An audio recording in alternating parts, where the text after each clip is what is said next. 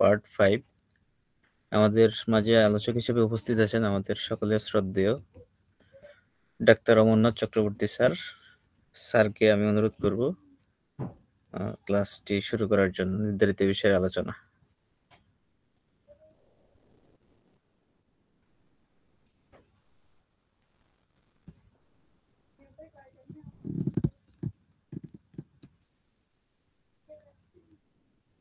Sir কি শুনতে পাচ্ছেন? আসলে আমি খুঁজে পাচ্ছিলাম না, আটকে গেছিল। জি স্যার, ক্লাস শুরু করতে পারেন স্যার। আচ্ছা, ঠিক আছে, ওকে। উপস্থিত সকল চিকিৎসক বিন্দুকে যথাযথ সম্মান এবং শ্রদ্ধা জানিয়ে আজকের বক্তব্য শেষ করছি, এবং আজকেই আমার ইচ্ছে আছে এই সাপ্রেশন ভ্যারিয়েশন এইসব ব্যাপারগুলো নিয়ে কমপ্লিট করে দেয়। এবং সবার শেষে আমার একটা এক্সপিরিয়েন্সের কথা সবার শেষে বলবো, আগে বলবো না। এবং এটা আমার পরম সৌভাগ্য যে আপনারা হোমিওপ্যাথিকে হোমিওপ্যাথির মতন করতে চান। চারিদিকে এত বিভ্রান্তি, সেইখানে আপনারা হচ্ছে অ্যাকচুয়ালি মরুদ্যানে কি বলবো, মরুভূমিতে মরুদ্যানের মতন। আপনারা সংখ্যায় কম, বা আমরাও সংখ্যায় কম, কিন্তু তাও সংখ্যা দিয়ে তো বিচার হয় না হোমিওপ্যাথিতে। হোমিওপ্যাথি যে সিঙ্গেল দেয় সেই বড় ডাক্তার। হোমিওপ্যাথির ক্ষেত্রে এই ব্যতিক্রম জায়গাগুলো আমাদের আছে। তার ফলে একই সাপ্রেশনের একটা ঘটনা আপনাকে বলি। একটি পেশেন্ট আমার কাছে এসছে, বছর 2-2.5 আগের ঘটনা বলছি। পেশেন্টের তার মাথা যন্ত্রণা কোনোভাবে সারানো যাচ্ছে না, রাইট সাইডের হেডেক, মাথা যন্ত্রণা কোনোভাবে সারাতে পারছে না, শরীরে বিভিন্ন রকম উৎপাত। তা কেস রেকর্ডিং করেও আমি কোনোভাবে আমি কোনো ইন্ডিকেশন খুঁজে পাচ্ছি না। কারণ এটা এই ধরনের ঘটনাগুলো কেন হয়েছে। বিভিন্ন ধরনের ওষুধ পড়ার পর কি হয়েছে, ওষুধ জনিত কিছু আইট্রোজেনিক ডিজিজ তৈরি হয়েছে, অ্যাজ ওয়েল অ্যাজ তার অ্যাকর্ডিং টু কজ, মানে দ্যাট উইল কজ বলতে যে এক্সাইটিং কজ বা মেনটেনিং কজ অনুসারে ওষুধ পড়ে নাই বলে সিমটম গুলো বিভিন্ন রকম সাপ্রেশন হয়ে গিয়ে একটা খিচুড়ি পাকিয়ে গেছে। তো এই পেশেন্টটার অনেক কষ্টে একটা কথা বার করা গেল, সে লেখাপড়া অতটা জানে না, কষ্টে যে কথাটা বার করা গেল যে তার এই বাচ্চা হওয়ার আগে তার কিন্তু এই সাদা স্রাব ছিল, প্রচন্ড ভুগত। এই সাদা স্রাবের জন্য তার বাচ্চা আসছিল না। কোনো এক গাইনোকোলজিস্ট বলছে ওটা সেঁক দিয়েছে, ওর কথা অনুযায়ী বলছি, সেঁক দিয়েছে, ওটা সেরে গেছে। তারপরে ওনার ওষুধপত্র খেতে খেতে আমার বাচ্চা এসে গেছে।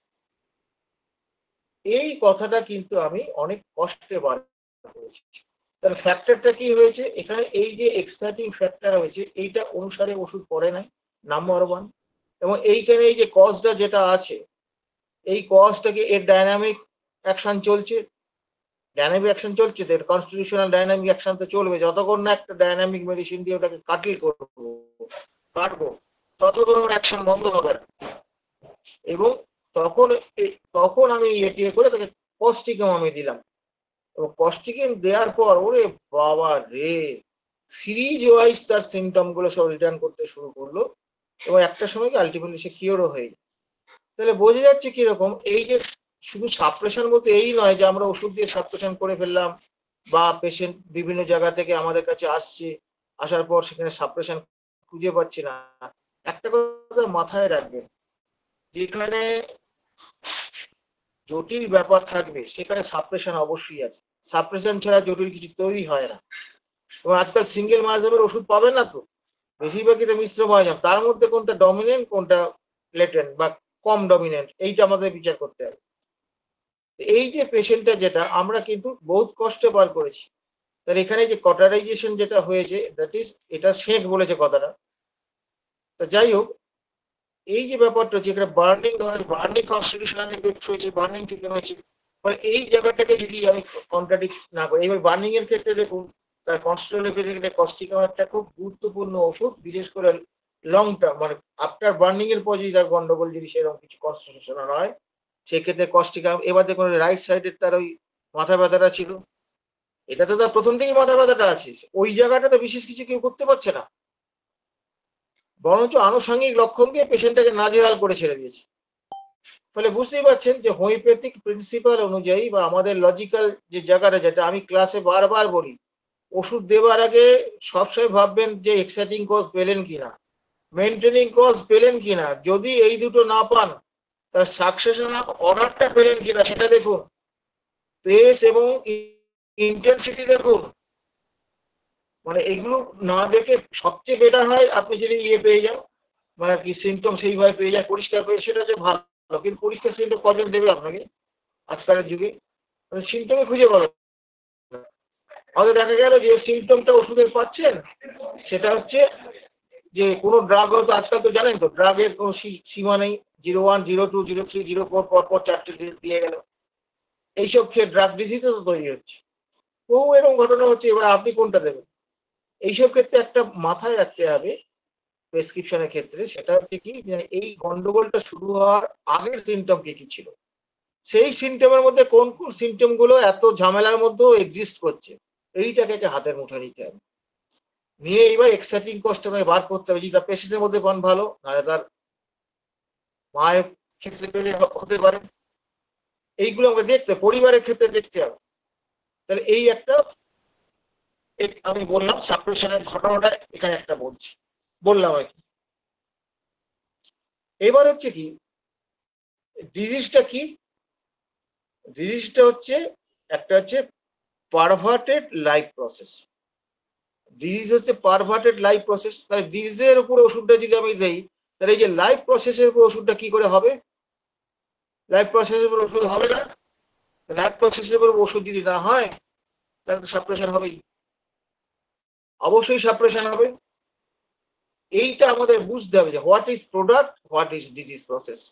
এটা রেকর্ডিং পূর্ণ সময় দিয়ে রেকর্ডিং না করলে, মন দিয়ে রেকর্ডিং না করলে আপনি পাবেন না। ভ্যারিয়েশন সাপ্রেশন করে অনেক পয়সা রোজগার করা যায়, চেম্বার জমানো যায়, কিন্তু মানসিক তৃপ্তি কোথায় একটা মানুষের ক্ষতি করে? তার মধ্যে তৃপ্তি পাওয়াটা খুব সুখের বিষয় নয়। কিন্তু অ্যানিমেন তো এই জায়গাটি আমাদের করে দিয়ে গেছেন, আমরা আমাদের সুবিধে মতন এগুলোকে পরিবর্তন করেছি। এবার দেখা যাচ্ছে কি সাপ্রেশনের ক্ষেত্রে এই যে যেই চ্যালেঞ্জ যেটা বলছেন এক্স রে, শুধু এক্স রে বললে হবে না, বিভিন্ন ধরনের যে তেজস্ক্রিয় রেটে যেগুলো আছে, রেডিয়েশন যেগুলো রে গুলো দেওয়া আছে, এই রে গুলো খুব ডেঞ্জারাস ব্যাপার। এটা শুধুমাত্র যে তার জীবনে হয়েছে তা না, তার মায়ের জীবনে যদি হয়ে থাকে, তারপর যদি তার জন্ম হয়ে থাকে, তাহলে ওটাকে আপনি বাদ দিতে পারবেন না। তখন যদি আপনি ওই অ্যান্টি রেডিয়েশনের উপরে বা যদি একটা না ওষুধ দেন, তাহলে ওষুধ আমার কাজ করবে না।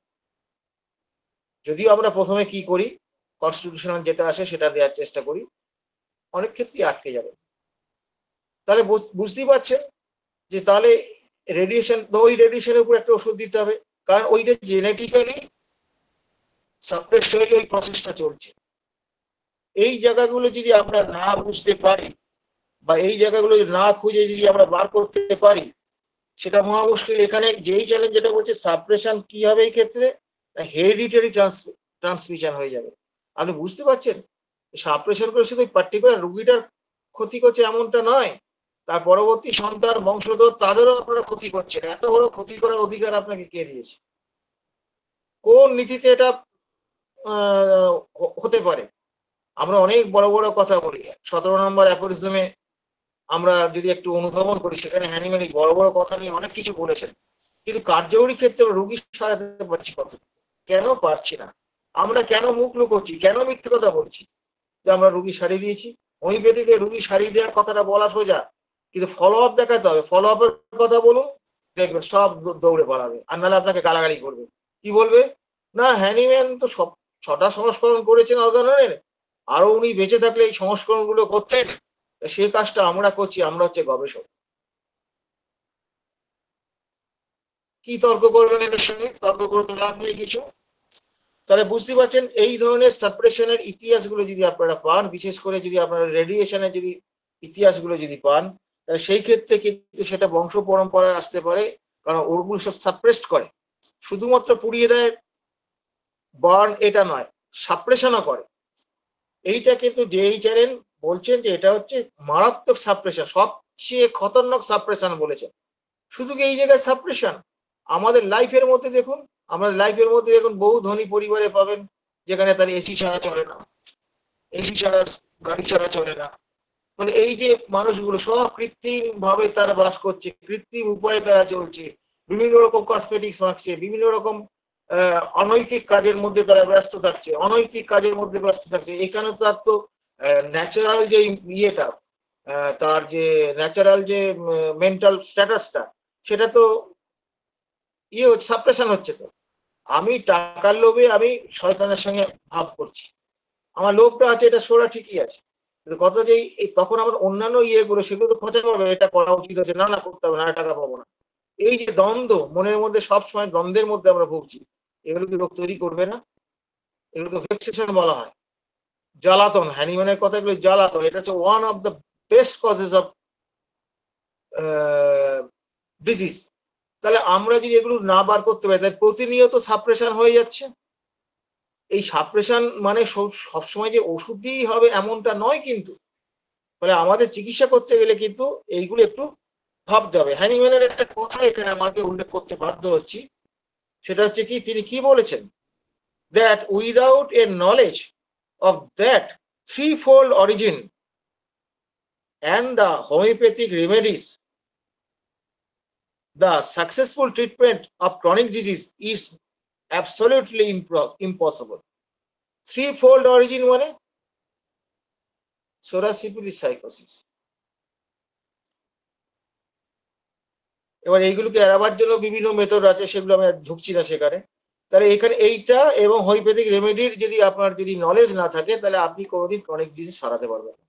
হ্যানিম্যানের বক্তব্য, অন্য কিছু বলা যাবে না।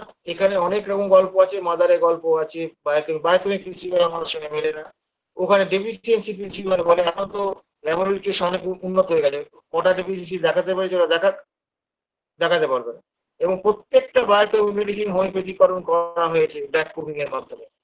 তো ফলে আমাদের এই জায়গাটা ভাবতে হবে, হ্যানিম্যানের এই কথাটা আমাদের অবশ্যই ভাবতে হবে।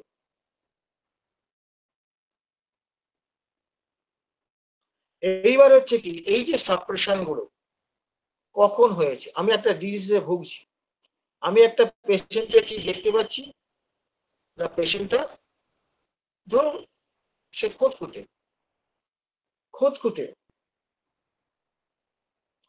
ফাস্টিডিয়াস আমরা দেখতে পাচ্ছি।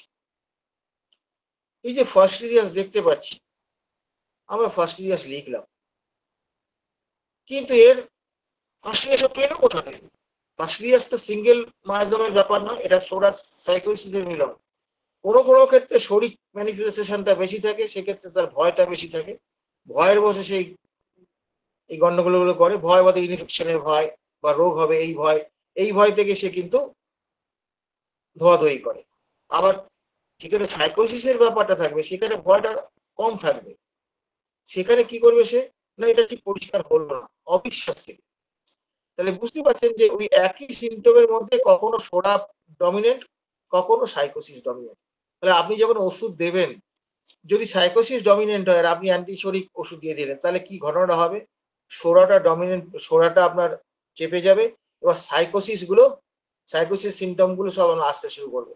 আপনি ভাবছেন ইনওয়ার্ড তো আউটওয়ার্ড ম্যানিফেস্টেশন হচ্ছে, কাঁচকলা হচ্ছে, খুঁজে দেখুন রোগী ভালো নেই। এটা প্রচুর আমার দেখা আছে।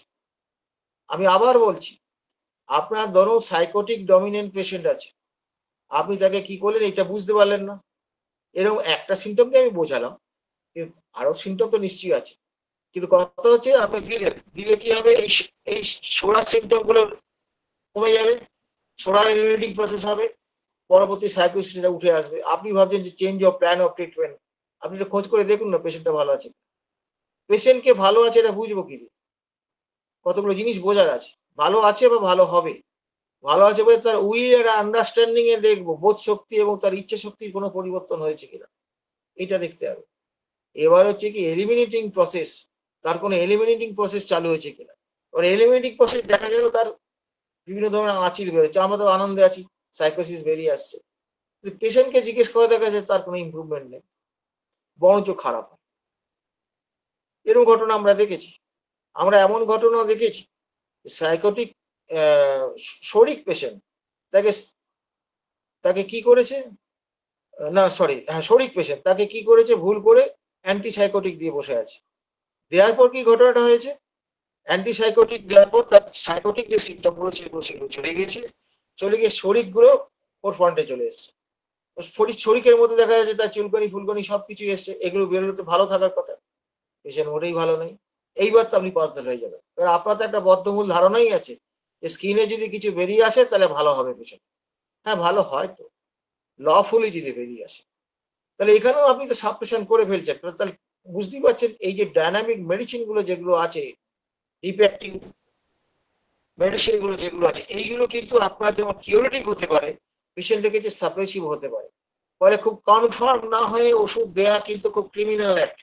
বুঝতে না পারলে প্লাসিবো দিয়ে সেরে দেয়। ওই এখন একটা আপাতত দিয়ে দেখি পরে করব, বা আপাতত অ্যাকুট কষ্টটাকে কমিয়ে দেওয়ার ধান্দা করছি, এই ধান্দা ছাড়তে হবে। এটা কিন্তু পেশেন্টকে সর্বনাশ করা হচ্ছে। এবং যদি আপনার বিবেকে লাগে, আমি স্যারকে দেখেছি, আমাদের স্যারকে দেখেছি, বাবা আমি তোমার ওষুধ বুঝতে পারছি না বাবা, তুমি 3-15 বাদে আসো, তারপর তোমাকে আবার রেকর্ড করবো, তার জন্য তোমার আলাদা পয়সা লাগবে না, তুমি এখন 50% দিয়ে যাও। স্যার এটা 50% আগেতে নিতেন না, কারণ দেখা গেল তারপর আর আসে না, মধ্যিখান থেকে সব খাটনিটাই চলে গেল, 50% নিয়ে এলো। এটা স্যারের বাস্তব বুদ্ধি থেকে করেছিলেন।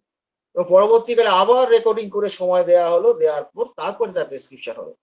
তাহলে আপনি যতক্ষণ না নিশ্চিন্ত হচ্ছেন ততক্ষণ আপনি প্রেসক্রিপশন করার নৈতিক অধিকার নেই। এবং এটা যদি রবার্টসের বই যদি পড়ে তাহলে দেখতে পাবে। এইবার বলতে পারেন যে আপনার কি সব প্রেসক্রিপশন ঠিক করি, না সব ঠিক করার যোগ্যতা বোধহয় মৃত্যুর আগে পর্যন্ত আসবে না, কিন্তু আপনি আপনার নলেজ অনুযায়ী as per as your knowledge আপনি কনফার্ম হলে তখন সেটাই দেবেন। আর যেখানে সামান্যটুকু কোনো 1-2% সন্দেহ যদি থাকে, সেক্ষেত্রে খুব মিনিমাম ডোজ মানে জিভে ওই জলে গুলে জিভে ওই টুথপিকটা টাচ করতে হবে, কারণ এইগুলো বুঝতে হবে যে কেন আমি করছি। তাহলে হ্যানিম্যানের এই যে বক্তব্য থেকে তার কি উঠে আসলো, যে থ্রি-ফোল্ড অরিজিন। আমরা প্র্যাকটিস অফ মেডিসিন যারা পড়েছি তারা কিন্তু আমরা প্যাথোলজি তো পড়ি, প্র্যাকটিস অফ মেডিসিন প্যাথোলজি পড়ি, প্যাথোলজি ছাড়া কিন্তু অ্যালোপ্যাথি চিকিৎসা সম্ভব নয়, তারা রেকর্ডিং করে। অথচ আমাদের কিন্তু দুর্ভাগ্যের বিষয় যে আমাদের যে প্যাথোলজি তৈরি করে যে মায়াজম, সেটা নিয়ে অনেক গন্ডগোল আছে। অনেক মনীষী, হেরিং এর মতন মনীষী বলুন, তারপর যেমন ধরুন ইয়ে হেরিং আছে, হিউজেস, ডাক্তার হিউজেস, এদের কিন্তু অবদান কম নেই হোমিওপ্যাথিতে, প্রচুর অবদান আছে, কিন্তু এরা মায়াজমকে মানতে পারে না। অনুশীলন বলছে সিমটম সিমিলারিটি করে দিলেই হয়ে যাবে, কিন্তু তা তো নয় আসলে। সিমটম সিমিলারিটি করলেও হবে, ওই যে আমি দেখলাম, আমি কি বললাম যে ওই যে আপনি যখন ফাস্টিডিয়াসনেস যখন দেখছেন তখন কি আপনি লেখেন যে তার ভয়ের পরিমাণটা বেশি? আমি এমন পেশেন্টও পেয়েছি, তার মানে স্ত্রী একটা সময় গিয়ে তার স্বামীও অফিস থেকে ফিরলে তাকে শীতকালে তাকে সামান্য কি চান করাতো, আর বাচ্চা দুটোকে ওইভাবে করাতো। বোঝা গেছে ব্যাপারটা, কি ভয়ঙ্কর অবস্থা। করতে বাধ্য হবে, নাহলে সে কেলেঙ্কারি করে দেবে বাড়িতে, ভয়ের চোটে ওরা করে। মেয়েটা তার বলছে যে মা বেঁচে থাকুক এটা আমরা চাই না, মা মরে গেলে ভালো হয়, এত জ্বালায় আমাদের চিন্তা করতে পারবেন না। কিন্তু সে তো মানসিক রোগী। তাহলে এই যে ফাস্টিডিয়াস যেটা হলো, এইখানে ফাস্টিডিয়াসের ক্ষেত্রে তার ভয়টা প্রিডোমিনেট ছিল কিরকম না, সে যখন বেডে ছিল পাশে একটা বাচ্চা নিউমোনিয়া হয়ে মারা যায়। এই যে নিউমোনিয়া হয়ে মারা যায়, এই ভয়টা তার মাথায় ঢুকে যাবে। সেই থেকে তার একটা ধারণা হয়েছে যদি এদের নিউমোনিয়া ইনফেকশন হয় তাহলে এরা মারা যাবে। বাইরে ইনফেকশন অনেক কিছু আছে, জামা কাপড় ইনফেকশন হতে পারে, অনেক ওখানে অনেক কিছু সে একটু লেখাপড়া জানে বলে সেগুলো খুঁজেছে কিভাবে ইনফেকশন হতে পারে। তাহলে এইখানে কি হচ্ছে, এই যে ফাস্টিডিয়াসনেস যেটা এখানে কিন্তু প্রিডোমিনেট করছে শরিক স্টেট। আমি কথাটা কি বলতে চাইছি বুঝতে পেরেছেন? যখন শরিক স্টেট ইয়ে করবে তখন ওই শরিক স্টেটের ওষুধ দিতে হবে প্রিডোমিনেন্সি অনুসারে। যেখানে সাইকোটিক স্টেজ করবে তার ফাস্টিডিয়াসে দেখবেন অনেকগুলো মেডিসিন আছে, অনেকগুলো মেডিসিন, তার মানে সবগুলোই তো শরিক স্টেটকে জোরদার করবে না। কোনোটা হচ্ছে সাইকোসিসকে জোরদার করবে, কোনোটা শরিককে করবে। এই জায়গাগুলো আমাদের বুঝতে হবে। আর কোনো ক্ষেত্রে দুটোই মোটামুটি মিলে ঝুলে আছে, সেটা আলাদা কথা। তাহলে এই যে সূক্ষ্ম সূক্ষ্ম টুইস্ট গুলো, এইগুলো রেকর্ডিং করার সময় আমি তো বলি মাতৃভাষায় লিখে রাখতে। প্রথমে আমার ইগো ছিল, ইংরেজিতে লিখতাম। অনেক পণ্ডিত ছিলাম তো, লিখতাম। পরে আমি তপন কাঞ্জিলালের গালাগালি খেয়ে আমি সভ্য হয়ে গেছি। বলে, ওরে তুই বাংলাটা পেশেন্ট যে ভাষাটা বলছে ওটা লিখে রাখ, নাহলে পরে আটকে গেলে আর রাস্তা খুঁজে পাবি। বোঝা গেছে? সেটা যে কত বড় উপদেশ আমার জীবনে, সে বলে বোঝাতে পারবো না। ফলে আমরা কিন্তু এই ছোট্ট ছোট্ট জায়গাগুলো যদি পরিবর্তন না করি তাহলে কি হবে? সেখানে সাপ্রেশন হয়ে যাবে।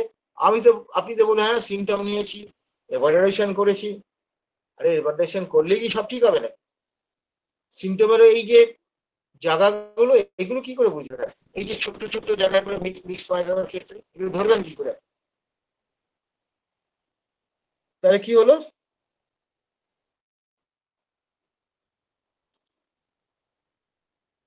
আচ্ছা, এটা গেল। এইবার আমরা আসছি যে আমরা যখন ওষুধ নির্বাচন করব, সেই ক্ষেত্রে আমি একটা ঘটনা আপনাকে বলছি আমার লাইফের একটা।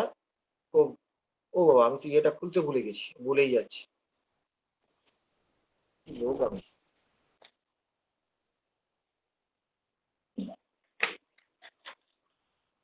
দীপেন দেখো তো আওয়াজটা ঠিক হচ্ছে কিনা। ঠিক আছে, আমি শুরু করছি আওয়াজটা। আমি আমার একটা কেস দিয়ে বলছি। আমি, এটা অনেক আগের বছর, অনেক দিন আগের কথা। আমি ডাক্তার তপন কাঞ্জিলের চেম্বারে গিয়েছি। তা একটা পেশেন্টের উনি রেকর্ডিং করলেন, উনি সুজা দিলেন। হ্যাঁ, পেশেন্টটা বাঁচছিল, সুজা দিলেন। এবং ব্যাপারটা কি, সুজা ডান দিকের থেকে তার আক্রমণ হয়েছে, তিনি দিলেন সুজা। আমার তো মাথাটা একটু গন্ডগোল হলো। ডান দিক থেকে বাঁ দিকে উনি সুজা দিয়ে গেলেন, এ কিরম কথা হলো? আমি ওকে জিজ্ঞেস করলাম স্যারকে, দেখ রেজাল্টটা দেখ, তারপর তো বলবো। তো তারপরে মাস দিয়ে বাদে তার দেখা পেলাম, দেখছি পেশেন্ট অনেক বেটার আছে, খুব অ্যাগ্রাভেশন হয়েছিল, এখন অনেক বেটার আছে। আমি স্যারকে বললাম, স্যার এটা কিরম হলো? ওর হিস্ট্রি দেখলি না, ওর অপারেশন হয়েছিল, ওর তো অপারেশন হয়েছিল, অপারেশন মধ্যে সিজারিয়ান অপারেশন হয়েছিল। আমরা সিজারিয়ান বেবি লিখি তো, সিজারিয়ান অপারেশন লিখি তো পেশেন্টের পাশে। আমরা কি জিজ্ঞেস করি যে আপনার এই যে কেটেছিল এটা কতদিনে সেরেছে? বুকে হাত দিয়ে বলুন তো দেখি কজনকে জিজ্ঞেস করেছেন আপনি? যদি করে থাকেন তাহলে আমি আপনার কাছে ভুল স্বীকার করছি। আমরা করি না, আমিও বহু বছর করি না। ধাক্কা খেয়ে শিখলে তবে এগুলো করতে হয়। আমি ধাক্কা খেয়ে শিখেছি, আমি এই জন্য সচেতন হয়ে গেছি। এবার এইখানে আপনার কিন্তু তাহলে এই অ্যালার্ট সাবজেক্ট নলেজটা লাগবে। যেমন ধরুন, জেনারেলি 1 সপ্তাহ কি 3 দশকের মধ্যে এটা ঠিক হয়ে যায়। ওয়ারাস এপিসিওটমি যখন হবে, ভেতরে ওই যে বাচ্চা বার করতে গিয়ে পেরিনিয়াল টিয়ার যেটা হয়, সেটা কিন্তু 3 সপ্তাহের মধ্যে সারার কথা। এইবার আমরা যে ডেলিভারি, আফটার ডেলিভারি থেকে ডেলিভারি কিছুদিন পর থেকে গন্ডগোলটা হয়ে যাচ্ছে, সেখানে যদি সিজারিয়ান না হয় তাহলে তো আমাদের কেল্লা ফাতে। আমরা তো আর কোনো রাস্তা খুঁজে পাবো না, এক্সাইটিং কজ খুঁজে পাবো না। সিজার হলে তবু আমরা ভাবতে পারি যে এই চ্যালেঞ্জ রয়েছে যে সিজার অপারেশন কেসগুলো সবই কিন্তু সাইকোসিস হওয়ার, সাইকোসিসের কথা বলেছে। কিন্তু অপারেশন কেস তো actually suppression of disease. Operation কেসগুলো অ্যাকচুয়ালি সাপ্রেশন, সেটা উনি কিন্তু বলেছেন যে হ্যাঁ এটা সাইকোসিসের কথা, যেই চ্যালেঞ্জ বলেছে। এবং আমি স্যারকেও দিতে দেখলাম, থুজা দিতে দেখলাম। তা আমিও থুজা শুরু করলাম। ওই যে ব্যাপারটা হচ্ছে যে অর্গাননের নলেজ আর হোমিওপ্যাথির নলেজ প্রপার না থাকলে, যেটা থুজা দিয়ে কিছু সাকসেস হল, হওয়ার পর ফেলিওর হতে যখন শুরু করলাম, স্যারকে ধরলাম, স্যার ব্যাপারটা কিরকম হচ্ছে? বলে, তুই, আমি কি শুধু ওইটুকু থেকে থুজা দেই রে, আমি আর অনেক কিছু দেখি। ও গেল। পরবর্তীকালে স্যার আমাদের দেখালেন যে ওই ওই যে একটা সার্জিক্যাল ইনারভেশন হয়েছে, তার ফলে কি কি পরিবর্তন হলো, ওই জায়গাটা হচ্ছে ধরার জায়গা। ওই জায়গাটা ধরে নিয়ে আমাকে কিন্তু মেডিসিন জায়গাটা আসতে হবে, কারণ এখানে একটা সাপ্রেশন হয়েছে, সাপ্রেশন হয়েছে। তাহলে এইটা একটা হতে পারে। এটা একটা গেল। অনেকে দেখবেন কন্ট্রাসেপটিভ পিল খান, সেটাও তো একটা হরমোনাল সাপ্রেশন। এটা কি খুব কমন পাবেন আপনি, খুব মুশকিল বর্তমান দিকে আমাদের মতো উপমহাদেশে জন্মহার এত বেশি যে কন্ট্রাসেপটিভ পিল ব্যবহার না করে খুব মুশকিল। কিন্তু যে কনভিন্স করতে হবে। না শুনলে বাবা পেশেন্ট তাড়িয়ে দিই আমি, তুমি শুনবে না, আমি তোমাকে দেখবো। বেশিরভাগ ক্ষেত্রে ছেলেরা গন্ডগোল করে বেশি, ও ধমক ধমক দিতে হবে, না দিলে কিন্তু মুশকিল আছে। তাহলে এই যে আপনি হিস্ট্রি যখন পেলেন, এই যে যেমন ধরুন তার সিজারিয়ান হয়েছিল, পেশেন্ট বলছে আমার 2.5-3 মাস লেগেছিল ওটা সারতে, ডাক্তারের অ্যান্টিবায়োটিক্স ফেল মেরে গেছে। এই যে হিস্ট্রিটা পেলেন, এটা তো ওভার, এটা তো ইন্টেন্সিটি অনেক বেশি, 2.5-3 মাস ধরে স্যার ওটা ভুগিয়েছে, সিম্পলি সাইকোসিসের ব্যাপারটা নয় এখানে। তাহলে এই যে এতদিন ধরে তার ইয়ে চলে, তার ডিলেড উন্স, এটা তো আসবেই, ডিলেড উন্স এবং তার সঙ্গে সাইকোসিস না সিফিলিস, এবার ওই সিমটমগুলো নিতে হবে। ওখানে কি কালারের জিনিস বেরিয়েছে সেটা দেখতে হবে, সেখানে কিসে আরাম ছিল, গরমে আরাম ছিল না গরমে বৃদ্ধি ছিল, এখান থেকে সোরা সিফিলিস আলাদা হবে, পুজের রং কি ছিল সেখান থেকে আপনার মায়াজম আলাদা হবে। তাহলে বুঝতে পারছি এইটা যে বেসিক জায়গা, এই জায়গাটা থেকে চট করে আমি ডিফারেন্সিয়েট করে নিয়ে কয়েকটা জায়গায় চলে আসলেন, তারপরে সিমটমগুলো নিলেন, নিয়ে আপনি একদম সুন্দর করে দিলেন। তাহলে ব্যাপারটা হচ্ছে কি যে ইন্টেন্সিটিও এখানে একটা ব্যাপার, যে ইন্টেন্সিটি পরে একটা উদাহরণ দেবো, আমার লাইফের একটা অসাধারণ কেসের উদাহরণ দেবো আপনাদের। তাহলে কি হলো যে এই যে ইনফেকশন হলো, এটা কেন হলো, কিসের জন্য হলো, এইটা আমাকে বুঝতে পারলাম। এখান থেকে যে আমাদের ওষুধটা যদি আমরা না দিতে পারি, তাহলে আমাদের কিন্তু প্রেসক্রিপশনে গন্ডগোল হয়ে যাবে, মারাত্মক গন্ডগোল হবে। এবং আমরা এই আবার একটা ঘটনা, একটা স্কিন ডিজিজের কেস বলছি, স্কিন ডিজিজের কেস বলছি। মা তার মাকে ওই ইয়ে করেছিল, অ্যানাস্থেসিয়া করেছিল, মানে ওই নাকে শুকিয়ে, তখন তো ক্লোরোফর্ম করতো। তারপর এবং এই ছেলেটা যখন 25-26 বছর বয়স, যখন তখন থেকে তার পেটের গন্ডগোল, স্কিনের গন্ডগোল শুরু হয়। এবং বহু ডাক্তার বহু কিছু, অ্যালোপ্যাথি, হোমিওপ্যাথি, আয়ুর্বেদিক, কেউ কিছু করতে পারেনি, নাথিং এলস। ক্লোরোফর্ম কেসটাকে সলভ করেই ফেলেছিল, কিন্তু এত চুলকানি বেরোলো, যেহেতু চাকরি করে সেই জন্য সে আমাকে ছেড়ে চলে গেল। প্রচন্ড ইরাপশন বেরিয়েছিল, বলে আমি আর সহ্য করতে পারছি না, আমার চাকরি থাকবে না, ছুটি অ্যালাউ করছে না, অমুক তমুক। আমি ছুটি নিয়ে নাও, সরকারি চাকরিতে। বলে না না, ইয়ে হচ্ছে না, আপনি কি, আপনার কাছে এসে আরো ফ্যাসাদে পড়ে গেলাম, অনেক কিছু বলে টলে গালাগালি দিয়ে সে বেরিয়ে চলে গেছে। কিন্তু আমি তো বুঝতে পারছি কেসটা ভালো দিকে যেতে শুরু করেছে, তার পেটে গন্ডগোলগুলো সেরে গেছে। আমি পেটে গন্ডগোল তো সেরে গেছে, লো সারুক, ও তো ভেতরে আছে, এইটা দেখে লোকে কি বলবে, লোকে ঘেন্না করবে, আমাকে ট্রেনে বসতে দেয় না, আপনি এখানে এসেছেন কেন, গাড়ি করে যান, আপনার জন্য আমাদের হবে। কথাটা বাস্তবে সে খুব বাজে কথা বলে নাই, কিন্তু ব্যাপার হচ্ছে যে এই ঘটনাগুলো হতেই পারে, যেটা বুঝতে পারছি আমার ক্ষেত্রে কিন্তু দোষটা একটু বেশি দেওয়া হয়ে গেছে, যেহেতু ওইটা জন্মের আগে থেকে এরকম হয়েছে। আমি 0.5 থেকে শুরু করেছি, 0.5-এ কিছু হয়নি, কন্ডিশন গুলো ইমপ্রুভ হতে শুরু, ওটা মাস 3 বোধ হয় তাকে 0.7 দিয়েছিলাম।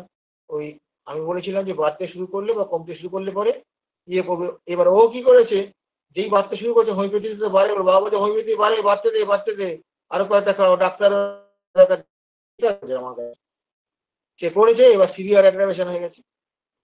তাহলে বোঝা যাচ্ছে ব্যাপারটা কিরকম। এর ফলে আপনাদের এই জায়গাগুলোতে হবে যে পেশেন্টকে কোন প্রসেসটা, লাইফ প্রসেসে গন্ডগোল হয়েছে। এখানে লাইফ প্রসেসটা গন্ডগোল হয়েছে কোথায়, ওই অ্যানাস্থেসিয়ার জন্য। পরিষ্কার বুঝতে পারছেন যে একটা, সবসময় একটা কথা বলি যে এক্সাইটিং কজ, মেনটেনিং কজ, এই দুটোকে কিন্তু যদি আপনি না বুঝতে পারেন, এটা না বার করতে পারেন না, যদি দেখেন না দিয়ে উঠে, তাহলে সাকসেশন অর্ডার বার করুন। সাকসেশন অর্ডার মানে একটা সিমটম তার পেশেন্টের মধ্যে পেয়েছেন, তার রিলেটেড সিমটম, তার অতীতে অথবা তার পূর্বপুরুষের মধ্যে এরকম আছে কিনা, ওই টাইপের, ওইটা খুঁজে বার করতে হবে। খুঁজে বার করতে পারলে দেখবেন ওখান থেকে আমরা একটা প্রেসক্রিপশন হতেও পারে। যেমন ধরুন রাইট সাইডে কমপ্লেন পেশেন্টের বাচ্চা, সিমটম যা আছে, ওষুধ দিতে পারছেন, ওই নিয়ে দেখলেন তার মায়ের রাইট সাইডে কমপ্লেন ছিল। এবার সেখানকার মডেলিস্টগুলো নেন, মডেলিস্টগুলো নেন, এবং খুব ভালো হয় যদি মায়ের সঙ্গে তার মনের মিলটা বেশি হয়। কারণ মনের মিল কিন্তু ওই সিমিলার না হলে হয় না। তাহলে মায়ের দিক থেকে পেয়ে গেলে তখন এই যে আপনি অর্ডারটা বার করছেন, এই যে আমি মানে সাকসেশন অর্ডার, এইটা কিন্তু অত্যন্ত গুরুত্বপূর্ণ বিষয়। আমি এর আগে দিনেও বলেছিলাম কেন্টে ন্যাট্রাইমির পড়ুন। তাহলে এইটা একটা ব্যাপার। এবার ইন্টেন্সিটির একটা গল্প বলে আপনাদের শেষ করছি।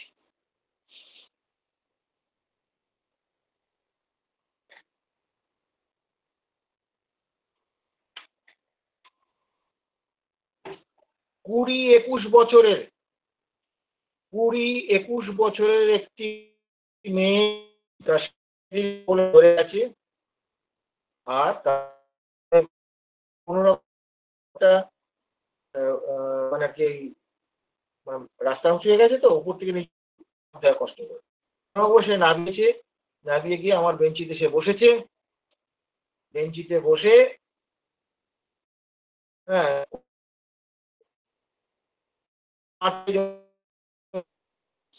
প্রতিটি গাঁটে যন্ত্রণা এবং গাঁটে যন্ত্রণা। তারপরে কি হলো না, তার বাঁ দিক থেকে শুরু হয়েছিল, ডান দিকে গেছে। ঠান্ডা জল দিলে বা বরফ দিলে পরে তার কিন্তু আরাম, পেঁয়াজ খেলে তার কষ্ট বেড়ে যায়, এবং আরো কিছু কিছু সিমটম ছিল যেটা থুজাকে ইন্ডিকেট করছে, এবং তার সিজারিয়ান হয়েছে। বলে আমি তো তাকে থুজা দেওয়ার জন্য আমার মনে মনে একটু ইচ্ছা হচ্ছে। এইবার মেন্টাল সিমটম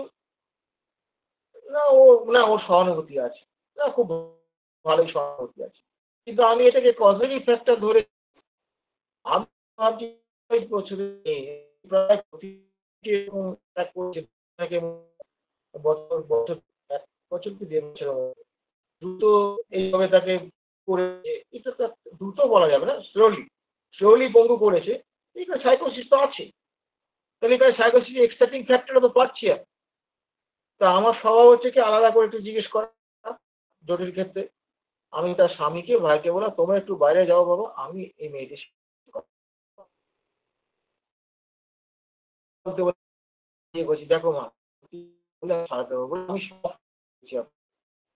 আচ্ছা মা, সে কথা বলছি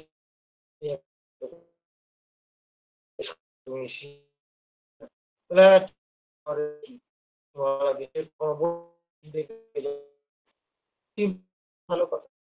আমরা তোমার সিম্পথিটা তুমি কি মনে করো, তোমার সিম্পথিটা স্বাভাবিক?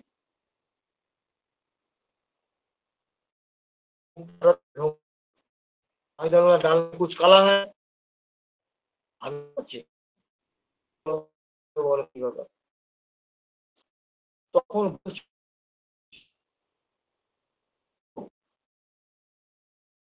বলবেন না, বলবেন না,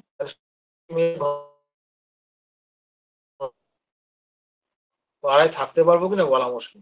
আপনি বলছেন রোগ সারার জন্য, আমি বাধ্য হয়ে বলছি, বলতে বলতে কাঁদছি, কাঁদতে কাঁদতে বলছি। ঘটনাটা কি হয়েছে না, ওদের মোবাইল চুরি হয়েছে কয়েকটা, ওই লগি দিয়ে মোবাইল চুরি হয়েছে। দুজন ছিল, একজন দৌড়ে পালিয়ে গেছে, আর একটা বাচ্চা ছেলে 13-14 বছর হবে, তাকে ধরেছে, তাকে 2-4 ঘাট দিয়ে তাকে একটা ঘরের মধ্যে রেখে দিয়েছে। তা ওকে পাউরুটি কলা সব দিয়ে গেছে, এটা খাবি তবু বলে, পায়খানা পেচ্ছাপ পেলে ডাকবি, তোর অন্য লোক ওকে সাপোর্ট দিয়ে ওকে বাথরুমে নিয়ে যাবে, এরকম একটা ব্যাপার। বিকেল বেলায় এসে ওর বিচার হবে। তা এই মেয়েটা কি করেছে না, দুপুরবেলা মাংস ভাত হয়েছিল সেদিন, নিজে খেয়েছে, ওই ছেলেটাকে মাংস ভাত দিয়ে এসছে, দিয়ে দিয়ে তারপর বলছে দেখ তোকে তো খুব মারবে, তোর বাড়িতে কে কে আছে, না মা আছে, সব বললো। ওর হাতে আরো 100 টাকা দিয়ে দিয়েছে, দিয়ে বলছে তুই এই দিক দিয়ে পালিয়ে যা, হ্যাঁ এদিক দিয়ে না পারে তোকে এমন পেটাবে, আর তুমি এরকম করলে কেন সবার বিরুদ্ধে। দেখুন আমার বাচ্চাটা পড়ে গেলে আমার বুকটা কেঁপে ওঠে, তো ওর বাচ্চাটাকে, ওই ছেলেটাকে এরা যা মারবে সে তো আমি জানি, হ্যাঁ মারবে। তা আমি তো মা, সে পাঠিয়ে দেবে। আমি বললাম, ঠিক আছে পাঠিয়ে দিলে। তা পাঠিয়ে দিলে তারপর থেকে বলে ডাক্তারবাবু কিছুতেই বলবেন না। আমি জানেন তো এই বলে নাকি মিথ্যে চাপা থাকে না, আমি সবসময় ভয়ে থাকি, কখনো যদি এটা প্রকাশ হয়ে যায় তাহলে আমার জীবনে বিরাট গন্ডগোল হয়ে যাবে। তখন জিজ্ঞেস শুরু করে বার করলাম, সে বলছে আমি সবসময় আতঙ্ক থেকে ভয়ে থাকি, যদি আমি কখনো স্বপ্নে বলে ফেলি কথাটা, সেই ভয়ও পাই আমি। যদি বলে ফেলি যে শোনো আমি তোমাদের মিথ্যা কথা বলেছি, এরকম অনেক শুনেছি স্বপ্নে নাকি সত্যি কথা বলে, তুমি বলেছো নাকি? বলে না না, বললে তো ওরা জানতে পারতো, আমি কোনোদিন বলিনি। আমি ঠাকুর কাছে বলি যেন এটা কেউ না জানতে পারে, ঠাকুর আমার অপরাধ ক্ষমা করো, আমি তো অন্যায় করিনি, একটা বাচ্চাকে বাঁচিয়ে দিয়েছি। তাহলে এখানে ফ্যাক্টরটা কিরকম হলো? একদিকে আপনি দেখতে পাচ্ছেন ফিজিক্যাল লেভেল থেকে সেখানে এক্সাইটিং কজ হচ্ছে সার্জারি। অবশ্যই সার্জারি থেকে আমরা সাইকোসিস দিতে পারি। পেশেন্টের ক্ষেত্রে কি দেখতে পাচ্ছেন? মরবিড সিম্প্যাথি, শরিক সিমটম, এবং কন্টিনিউয়াস ফিয়ার, ফ্রাইট। এই কন্টিনিউয়াস ফ্রাইট যেটা, it is also exciting cause as well as exciting cause as well as এখানে মেনটেনিং কজ। তাহলে এইটা যদি হয়ে থাকে, তাহলে এই দুটো কজের মধ্যে কার ইন্টেন্সিটি বেশি? নিশ্চয়ই এই ভয়টা বেশি। ওই জন্য তাকে আমি অ্যান্টিশরিক দিয়ে তাকে শুরু করলাম। বছর দেড়েক বাদে তাকে একটা সুজা লেগেছিল, সব ব্যথাগুলো সেরে গিয়ে ওই বাঁ কাটে যেখান থেকে শুরু হয়েছিল ওইখানে এসে আর কোনোভাবে করা যায়নি, হায়ার পোটেন্সি দিয়েও নড়াতে পারি না। তখন আমি তাকে থুজা দিয়েছিলাম, থুজা দিতে ওটা 30তেই চলে গেছে। তাহলে বোঝা যাচ্ছে যে কোনো জায়গায় স্টিরিওটাইপ হওয়া বা কোনো জায়গায় মানে আর কি, ওই যে আমার গুরু বলেছে, বিজ্ঞানকে এই কথা বলে না, বিজ্ঞান বলে তুমি প্রশ্ন করবে, বিজ্ঞানে প্রশ্নহীন আনুগত্যের কোনো মূল্য নেই। প্রশ্ন করবেন, আপনি নিজে কি দেখলেন, নিজে কি অ্যানালাইসিস করেন, ঠিক করুন, ভুল করুন, নিজের আস্থা রাখুন। ঠিক করলে লাভ, ভুল করলে ডবল বেনিফিট। ভুল করলে আপনি কি বুঝতে পারলেন আপনি ভুল করেছেন, সন্ধান করুন, তাহলে ভুলটা সংশোধন হবে, অ্যাজ ওয়েল অ্যাজ আপনি কিন্তু একটা সঠিক শিক্ষাটা পাবেন। ফলে এই যে আমাদের এই জায়গাটা যদি আমরা ঠিক থাকতে পারি, তাহলে আমরা কিন্তু ধীরে ধীরে একজন হোমিওপ্যাথ হওয়ার দিকে এগিয়ে যাব। হোমিও চিকিৎসক আর হোমিওপ্যাথ এক নয়। হোমিওপ্যাথে একটা সাধনার বিষয়, সাধক, সারা জীবন আপনাকে সাধনা করতে হবে, ভুল থেকে সত্যের পথে যেতে হবে। যাদের সাহস আছে আসুন। সকলকে আমি ধন্যবাদ জানিয়ে আজকের বক্তব্য শেষ করলাম এই বিষয়ে। কারো কোনো প্রশ্ন থাকলে আমাকে অবশ্যই প্রশ্ন করবেন, যদি আমার জানা থাকে আমি উত্তর দেব। জি, ধন্যবাদ স্যারকে সুন্দর গুরুত্বপূর্ণ আলোচনার জন্য। কারো কোনো প্রশ্ন থাকলে হ্যান্ড রেজ করে প্রশ্ন করতে পারেন।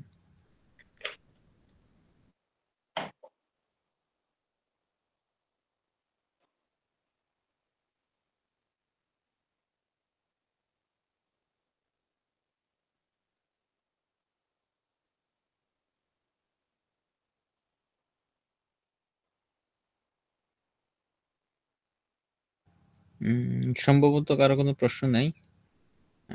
হামিম ভাই শোনা যাচ্ছে? তাহলে কি আমি বোঝাতে পারিনি নাকি? সম্ভবত সবাই বুঝছে। আমার এইটাই ভয় লাগে ভাই, চুপচাপ কেউ মেনে নিলে আমার খুব ভয় লাগে। আমি তো শেষ কথা বলবো না, যুক্তি শেষ কথা বলবে, লজিক শেষ কথা বলবে। অমরদা নমস্কার। হ্যাঁ বলো, বলো। হ্যাঁ বলছি, ওই যে লাস্টে যে পেশেন্টটা বললেন যে শরিক মেডিসিন দিয়ে শুরু করলেন, ওর মানে মূল ভিত্তিটা আরেকবার যদি কাইন্ডলি বল। মূল ভিত্তিটা এখানে দেখা গেল কি, থুজার মতন সব সিমটমই আছে, কাটার পর থেকে যা যা আছে সবই থুজার মতো লাগছে। হ্যাঁ, কিন্তু ঘটনা হচ্ছে যে তার মূল ভিত্তিটা ওই যে বললাম যে তার ওই যে প্রচন্ড সিম্প্যাথেটিক একটা, তোমাদের মোবাইল চুরি করলে পরে তুমি তাকে মাংস খেয়ে 100 টাকা দিয়ে বাড়ি থেকে তারিখ পাঠাতে পারবে? নিজে ভাবো না, নিজেকে প্রশ্ন করো, পারবে? আমরা পারবো? না, আমরা পারবো না, সত্যি আমরা ক্রোধের বশে তো তোকে আরো মারবো। হ্যাঁ, তাহলে কিরম হলো ব্যাপারটা? তাহলে কতটা সিম্প্যাথি হলে পরে সে মার খাবে, তার মা কষ্ট পাবে, সেই জন্য সে তাড়ি দিচ্ছে, এবং সেই থেকে সে আতঙ্কে আছে, সত্যটা প্রকাশ হলে তার অবস্থা খারাপ হয়ে যাবে। সে আতঙ্কে ভুগছে আজকে 1-1.5 বছর ধরে, সে ভুগেই চলেছে ক্রমশ।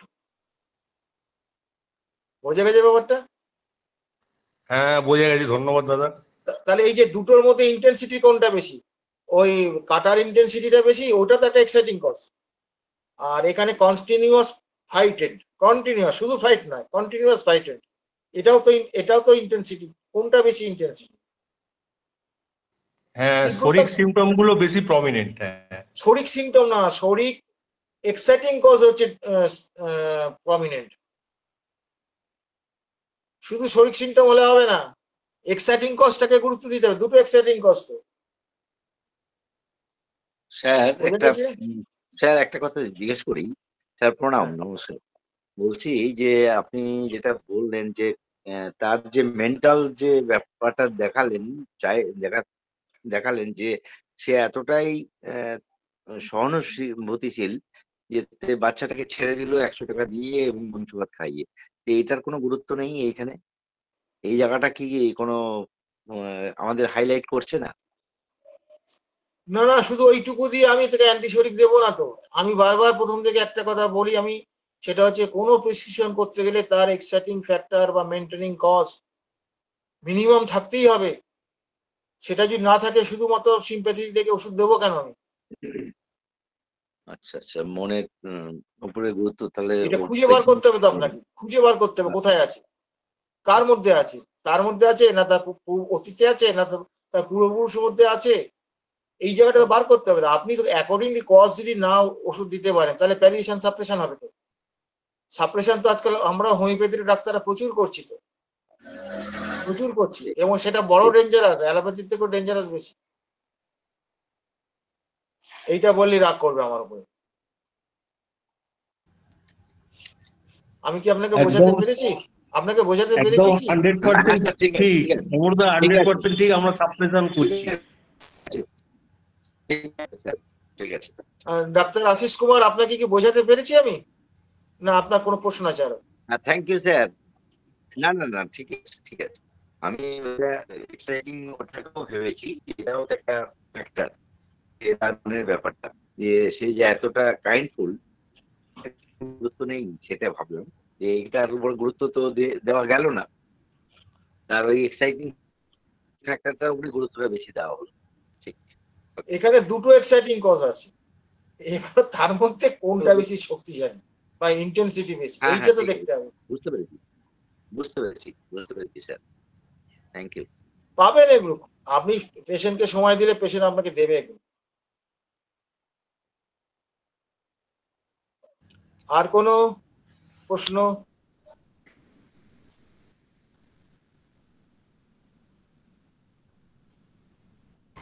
সম্ভবত আর কোনো কোশ্চেন নাই। আমাদের মাঝে আছেন আমাদের ডাক্তার হামিমউদ্দিন ভাই। হামিমউদ্দিন ভাইকে কিছু বলার জন্য অনুরোধ করছি। আসসালামু আলাইকুম রহমতুল্লাহ। আজকের ক্লাসটা অনেক সুন্দর হয়েছে এবং স্যার খুব সহজভাবে ক্লাসটা আমাদেরকে বুঝিয়ে দিয়েছেন। অনেকগুলো গুরুত্বপূর্ণ পয়েন্ট স্যার শেয়ার করেছেন। আমি অনেকগুলো বিষয় দেখেছি, নোট করার চেষ্টা করেছি। দেখলাম খুবই জটিল বিষয় কিন্তু সাপ্রেশন, রিলেশন সাপ্রেশন, এর মধ্যে থেকে আপনি আপনার পেশেন্ট কিউরটাকে ইনশিওর করা খুবই জটিল। সেই জটিল জিনিসটা খুব সহজভাবে আমাদেরকে বুঝিয়ে দেওয়ার জন্য আমরা আন্তরিকভাবে ধন্যবাদ এবং মোবারকবাদ জানাই আমাদের শ্রদ্ধেয় অমরনাথ স্যারকে।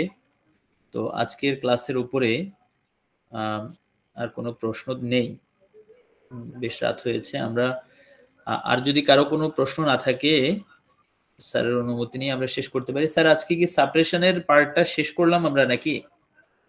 আমি সাপ্রেশন প্যালিয়েশন তো আলাদা কিছু নয়।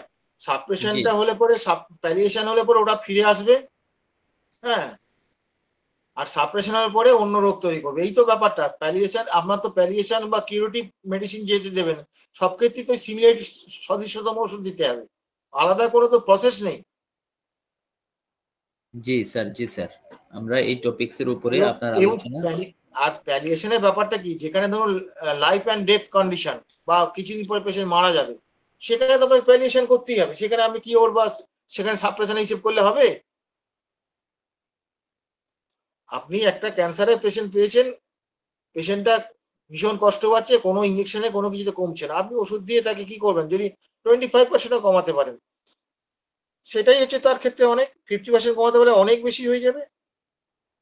আমাদের ওষুধগুলো তো ঠিক মতো দিলে পরে তো রেজাল্ট আছে, তো দুর্ধর্ষ রেজাল্ট আছে, দারুণ রেজাল্ট আছে। জি স্যার, জি স্যার, ধন্যবাদ। স্যার আজ কি প্যানেলিস্ট? আমাদের সাথে ডক্টর হাবিবুর রহমান ভাই আছেন। হাবিবুর রহমান ভাই, আপনি আমাদের ক্লাসের উপরে আপনি কিছু বলবেন আজকে? ডক্টর হাবিবুর রহমান।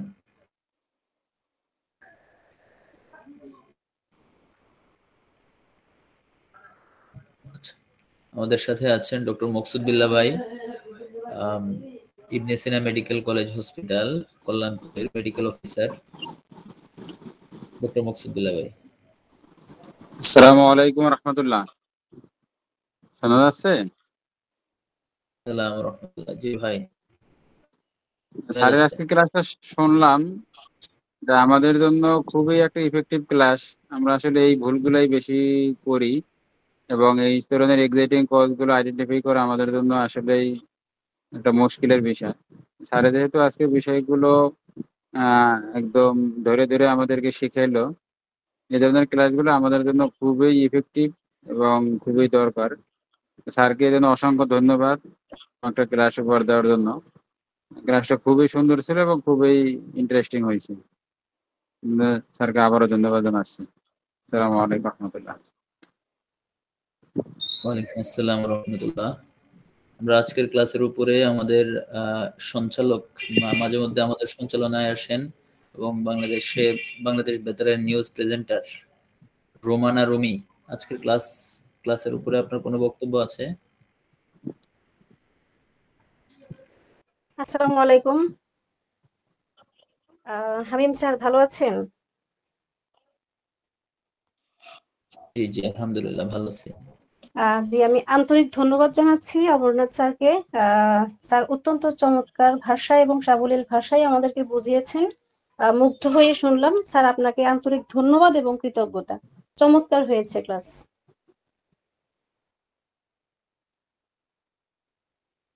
জি, আর আর কারো কোনো কিছু বলার আছে? আমাদের ডক্টর রূপম রুদ্র সম্ভবত চিটাগং থেকে কোনো একটা হোমিওপ্যাথিক মেডিকেল কলেজের টিচার। ডক্টর রূপম রুদ্র, আপনি কি শুনতে পাচ্ছেন?